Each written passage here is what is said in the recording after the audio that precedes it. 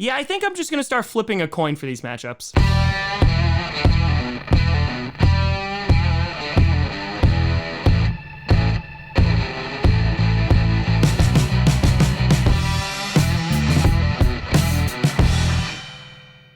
Grossi Posse Packer Nation. Welcome to another episode of Packcast, a podcast where you don't have to be Packers fan, but it sure does help. I'm your host, Tom. Nobody knows what's going on and everything's on fire. Grossi. And today we are going to be breaking down and predicting every single game in the Week 3 lineup. Last week in the Pick'em League, I went 10-6, which honestly, considering all of the chaos that happened, not too shabby. This is bringing me to a 19-12 record overall. You can see what games that I got wrong, which were pretty obvious. But hopefully heading into this week, who am I kidding? It's going to be worse. Have you seen these matchups? They're insane. I don't know how anybody gets all of them right, but we're going to try. Starting off with the Thursday night game, which should be a barn burner. After we had the Chargers and Chiefs have a classic on Thursday night, we are now presented with the cream of the crop in the AFC North. The Mitch Trubisky-led Pittsburgh Steelers versus the Jacoby Brissett-led Cleveland Browns. I think I'll pass. Kill me. The Steelers, unable to come away with the win because, as I mentioned, Mitch Trubisky is their quarterback. Steelers fans already calling for Kenny Pickett. They said, I don't care how small his hands are.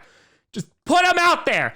And the Steelers offense, which looked real bad week 1 against the Bengals, even though they were able to come away with a win, but they should have, considering they had a cajillion turnovers, continued to not look good in week 2. Meanwhile, the Cleveland Browns choked away a lead in epic fashion against the New Jersey Jets, who were able to not only score a touchdown in the final 2 minutes, they were also able to recover an onside kick and then score another touchdown to get the win.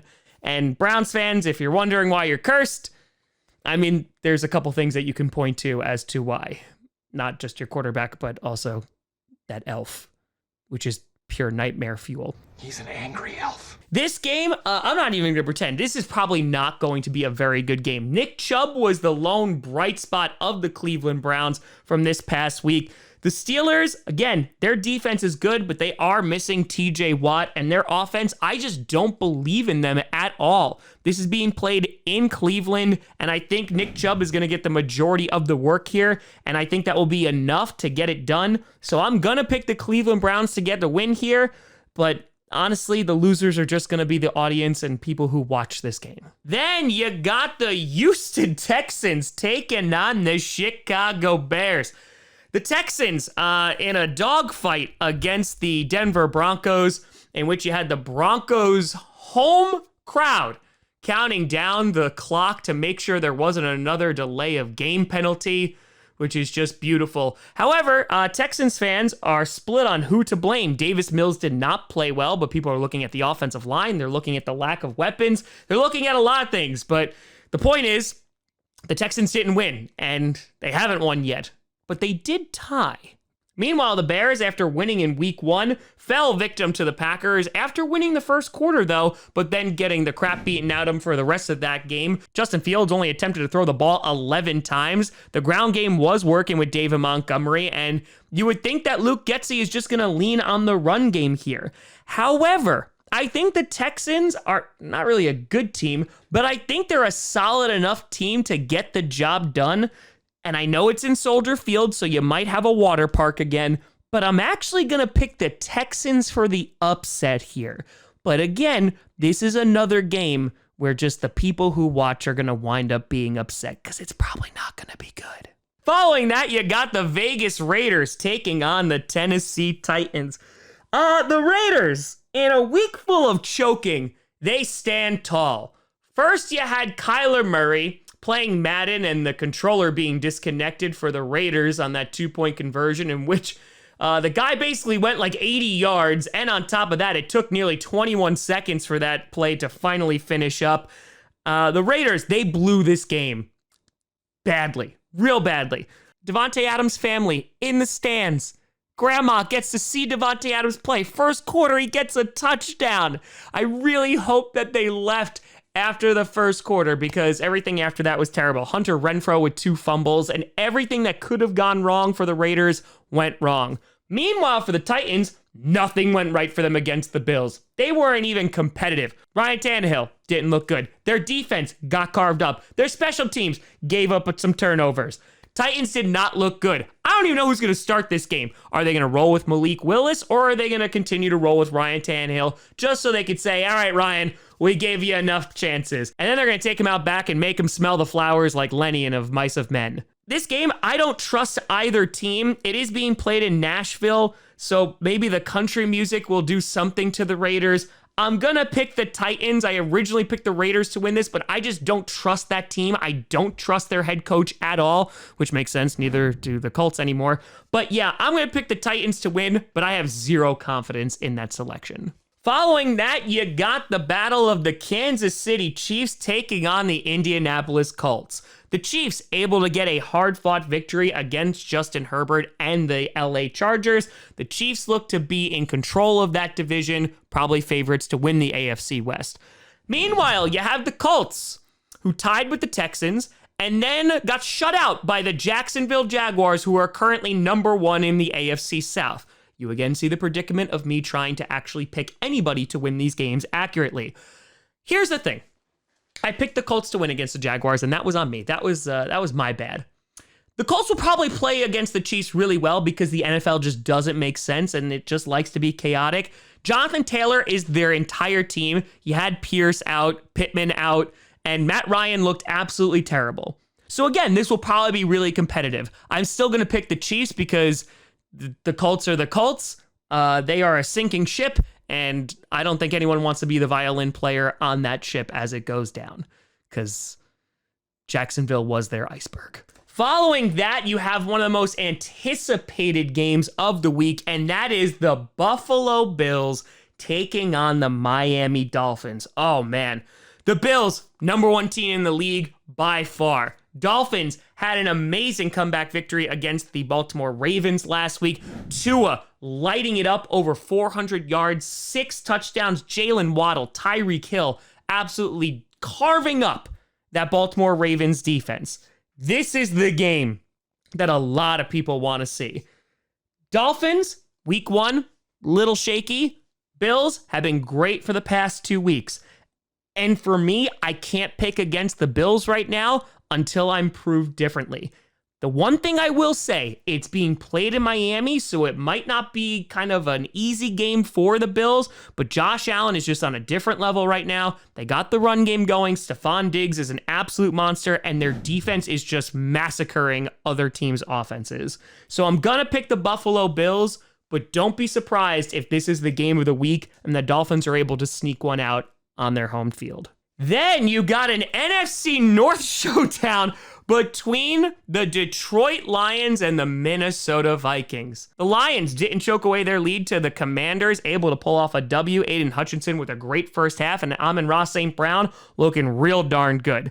The Vikings, Monday nights, not so great for Kirk Cousins, and continued to not be so great.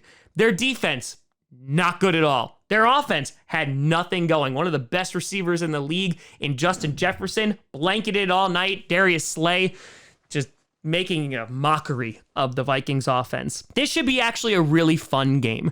The Lions are a competitive team this year. I still think they're going to be held back by Jared Goff because he's just not going to be their franchise guy. You're not that guy, pal. Trust me. You're not that guy. But don't be surprised if they're able to pull away a win from the Vikings. But I'm going to pick the Vikings to bounce back here. I'm also hoping that maybe this curses the Vikings a little bit, hence the voodoo doll. But Vikings, Justin Jefferson, Dalvin Cook, Adam Thielen. There's enough weapons, I think, to take advantage of the secondary of the Lions. So I'm going to pick the purple incarnation of Satan here, but I hope that they lose terribly. Following that, you got the Baltimore Ravens taking on the New England Patriots. The Ravens, as we talked about, suffering defeat from the Miami Dolphins because they blew it, but Lamar Jackson, man, That guy's Superman. He was getting MVP chance this past Sunday, and rightfully so. He was their entire offense. You got to hope that they get some help from their running game. We'll see when Gus Edwards and J.K. Dobbins finally play. The Patriots able to come away with a win against the Steelers. Their defense looked good. Their offense looked better. But then again, that's not really much to compare it to, considering week 1 was a car fire, both off the field and on the field. I'm going to pick the Ravens to bounce back here. I think Lamar Jackson's going to be a bit too much, and I think Lamar Jackson is going to be able to win a shootout, and I don't know if Mac Jones is going to be able to compete here. I know the Ravens are hurting right now, but I'm going to pick the Ravens to get the W. Then you have the Cincinnati Bengals versus the New Jersey Jets. The Bengals. Panic time? Might be. Almost beat the Steelers after all those turnovers. Didn't. Then they lost to the Cowboys led by Cooper Rush. Offensive line? You said it's new? I ask, what is different? Joe Burrow, getting destroyed back there. That guy's bones got to be made out of adamantium or vibranium at this point because I don't know how else he's going to survive. I imagine the Bengals are going to take the route of screw it. Jamar Chase is down there somewhere against the Jets. But remember the last time that these two teams met? Meanwhile, the Jets, as we talked about, able to pull off an amazing comeback win against the Cleveland Browns. And the Jets defense, pretty good, especially that defensive line. Looking at their offense, still led by Joe Flacco, but, not going to knock them too hard. And Garrett Wilson looking like a stud for that team. I am going to pick the Bengals to bounce back here, though I did pick them to win against the Cowboys. I think this is the one where they get it done, and if not, Kitty is going to continue to say ow. Then you got the Philadelphia Eagles taking on the Washington Commanders in an NFC East showdown. The Eagles, as we talked about, they freaking beat the crap out of the Minnesota Vikings. Meanwhile, the Commanders unable to complete their comeback against the Lions. If only they actually played in the first half, maybe they wouldn't have been put in that position. I think the Eagles are the foregone favorite, not only for this game, but to win the division after the first 2 weeks of play. I think the Eagles shouldn't have any problem with Washington, though they do have to watch out for the poo water, the barriers collapsing and fans falling on top of him yet again. Oh, and also that turf that claims souls. But if they can overcome all that, the Eagles should win. Then you got an NFC South showdown between the New Orleans Saints and the Carolina Panthers. The Saints, no Alvin Kamara last week, no real offensive line to speak of, and Jameis Winston has fractures in his back, and it definitely showed. The Saints did not look like a good football team against the Tampa Bay Buccaneers. I think with that offensive line and Jameis under center, they're going to be hard-pressed to win some of those really close games against good teams. But thankfully, they're playing the Carolina Panthers, who are not a good football team. It really feels like the Panthers are the worst team in the division right now. And I'm saying that with the Falcons in that division, but at least they're putting up some fight.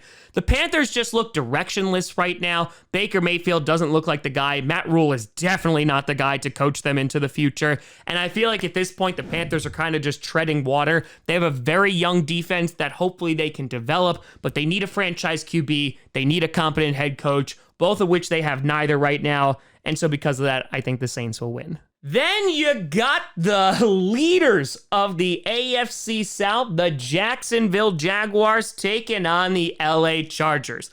The Jaguars shutting out the Indianapolis Colts last week. And listen, I made fun of them a lot, but Christian Kirk looked great. On top of that, Trevor Lawrence looked real good week 2 after kind of a shaky week 1. Travis Etienne, still regretting that I've drafted you in fantasy. And their defense as a whole made Matt Ryan's life miserable and contained Jonathan Taylor.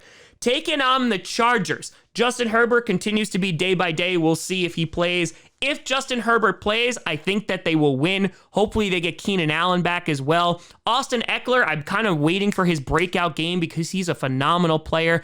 Their defense has definitely improved, but they do get tired at the end, but they are able to get after the opposing QB, which I think they'll be able to do here. It is being played at home, so there should be at least 3 fans in the stadium. I'm going to pick the Chargers to win here, but I might want to see the Jaguars win just for chaos. Then you got an NFC West showdown. You got the LA Rams taking on the Arizona Cardinals. A real tough game to try and predict because the Rams, after getting beat at home by the Bills in week 1, They almost blew a 28-3 lead against the Atlanta Falcons, and they really tried to give that game away. Cooper Kupp fumbling the ball away.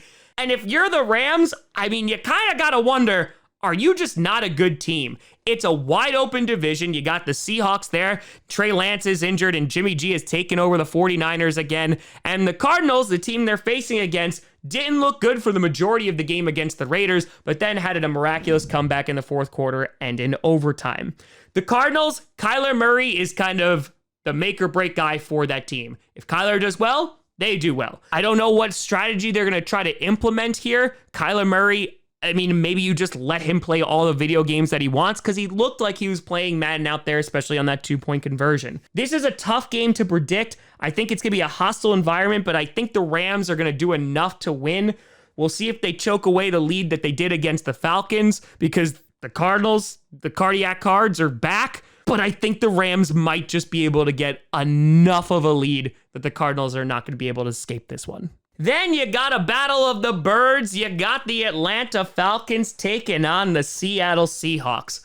The Falcons, 0-2, but not as bad, I think, as a lot of people expected. I know myself and many others expected them to be the worst team in the league, but they're at least fighting. Yes, they choked away the lead in week 1 against the Saints, but they showed some fight, and if it wasn't for Marcus Mariota making a really bad decision and throwing that pick, they definitely could have won this game. Cordarrelle Patterson is a good running back. Drake London, Kyle Pitts, great players on the offensive side of the ball. They have the talent. Meanwhile, the Seahawks kind of fell back to earth. They won their Super Bowl in week 1, and then they lost against the 49ers, who were able to really just run it against them and impose their will. This is being played in Seattle, so it's a hostile environment. I'm actually leaning towards the Falcons. However, because of the home field advantage, maybe Geno Smith will get that magic in him once again. So I am going to pick the Seahawks to come away with the W, but it wouldn't surprise me if the Falcons actually wind up winning. And then you got America's game of the week. You got the Green Bay mother-loving Packers taking on the Tampa Bay Buccaneers. The Packers able to bounce back and defeat the Chicago Bears. Their defense stepping it up. Their offense, thanks to the help of Aaron Jones and A.J. Dillon, able to run all over the Chicago Bears. Meanwhile, the Buccaneers extended their win streak, still undefeated. Didn't look great for a lot of that game. Couldn't stop the run against the Saints except for that fumble. And if it wasn't for Jameis Winston throwing those picks and a little bit of help for the referees, I think the Buccaneers had a good shot of losing this game because their offense did not look good. We'll see if Godwin plays. We'll see if Julio plays. Mike Evans is going to appeal his suspension, but likely that's going to be upheld and he's going to be out. And if all 3 of those guys are out, I kind of like the chances of the Packers here, even though Scotty Miller will, of course, do well, even though he sucked last week, because that's just what Scotty Miller does with Tom Brady. I'm worried a little bit about the defense against the Packers' offensive line. But then again, I think the Packers have a great pass rush. They have Preston Smith and Rashawn Gary, who have done very, very well in the first 2 weeks of the season. And I think they'll be able to get after Tom Brady and make him uncomfortable. I think the key to victory for the Buccaneers is going to be through Leonard Fournette, as David Montgomery was able to tear it up on the ground. And I don't think Todd Bowles is going to get away from the run game if it's working. I'm going to pick the Packers here, even though they don't have a lot of success against Tom Brady and the Tampa Bay Buccaneers. Am I setting myself up for sadness? Sure, but go Pack, go, baby. Then on Sunday Night Football, you got the Jimmy Garoppolo-led San Francisco 49ers taking on the Let's Ride Denver Broncos. The 49ers, I mentioned before, Trey Lance out for the season with a broken ankle, wishing him a speedy recovery, and Jimmy G just picks up where he left off. Here's the thing, they got injuries, but regardless of who's on that team, the 49ers are just going to run the ball on you and then throw these like little dinky passes and do enough to beat you by just draining the clock. That's how the 49ers operate regardless of who's under center. Meanwhile, the Broncos, Nathaniel Hackett has looked terrible the past 2 weeks. Delay of game penalties, a ton of injuries on both sides of the ball. We'll see if Patrick Surtain plays. He's day-to-day. Jerry Jeudy thankfully avoided serious injury, but they could be missing some major players. Playing at home, I don't even know if it's an advantage because the Broncos fans were booing the crap out of them and counting down the play clock. I'm going to pick the 49ers to win this game just because I think the 49ers are built to beat a team like the Broncos, and the Broncos haven't shown anything to me to show that they are a competitive football team. They beat the Texans. It wasn't pretty. They lost to the Seahawks. So until they do something, I'm going to pick against them. And finally, on Monday Night Football, you got the Cooper Rush-led Dallas Cowboys taking on the undefeated New Jersey Giants. The Cowboys, Micah Parsons is him. He is that guy. But I got to give credit to Cooper Rush. He played really well against the Cincinnati Bengals, putting them in position to win that football game. And the Cowboys, listen, I'm not saying that there's a QB battle between Dak Prescott and Cooper Rush, but I'm saying they look pretty decent. Meanwhile, the Giants finding some ways to win that game. It's like they're reaching into a magician's hat, and you think that they're going to be pulling out L's, but they somehow keep on pulling out wins. I honestly don't know how they're doing it. The Giants, Cowboys, I'm just glad this is not on Sunday night, but the NFL had to put them on primetime because they always do. I don't know who's going to win this football game. I don't like either team because I don't think that either team is very good. I'm leaning towards the Giants, but I didn't think Cooper Rush was going to be able to beat the Bengals, and I thought that was pretty impressive, and the level of opponents that the Giants have beaten haven't been great. So I'm actually going to pick the Cowboys here. This game is probably going to put a lot of people to sleep, but who knows? The Giants will probably find a way to win, and they'll somehow be 3-0 after this week. But these are my predictions and who I picked to win. Let me know what you think down in the comments below. Don't forget to make your picks for the Pick'em League, and let me know what you think. You guys find me at TomGrossiComedy.com or TomGrossiComedy, all social media you see down below. Check out podcasts on SoundCloud, iTunes, Google Play, Spotify, and of course YouTube. And a big shout out and thank you to all the patrons over at patreon.com/TomGrossiComedy and the YouTube members. But thank you so much for watching. I'm Tom Grossi. And as always, go Pack Go.